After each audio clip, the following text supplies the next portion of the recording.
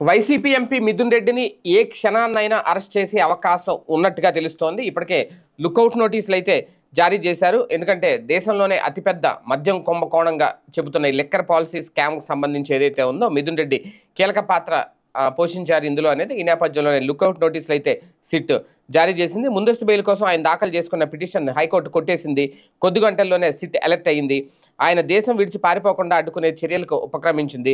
ఆయన కదలికలపై నిఘా కూడా పెట్టింది. మద్యం పాలసీ రూపొందించడం నుంచి పైసా వసూలు వరకు ప్రతి చోట మిథున్ పాత్రపై ఇప్పటికే ఆధారాలు సేకరించిందట. ఈ మొత్తం స్కామ్లో రాజకేశ్ రెడ్డి A1, మిథున్ రెడ్డి A4 అత్యంత కీలకమైన వ్యక్తులు. ఈ స్కామ్లో అంతిమ లబ్ధిదారు తర్వాత స్థానం మిథున్ రెడ్డిది. కుంభకోణం వెనుక మాస్టర్ మైండ్ అన్న ఆరోపణలు కూడా ఉన్నాయి. ఏ జిల్లా నుంచి ఎంత, ఏ మద్యం కంపెనీ నుంచి ఎంత, వారాంతానికి వసూలైన సొమ్ము ఎంత, ఆ డబ్బుని ఎక్కడ భద్రపరిచారు, ఎవరికి అందజేశారు, ఇవన్నీ వివరాలన్నీ బిగ్ బాస్కి మిథున్ చెప్పేవారట. డిస్టిలరీలు, సరఫరా కంపెనీల నుంచి ముడుపులు సేకరించి హవాలా నెట్వర్క్ నడిపిన రాజకేశ్ రెడ్డికి అడుగడుగున సహకారం కూడా అందించారు అనేది.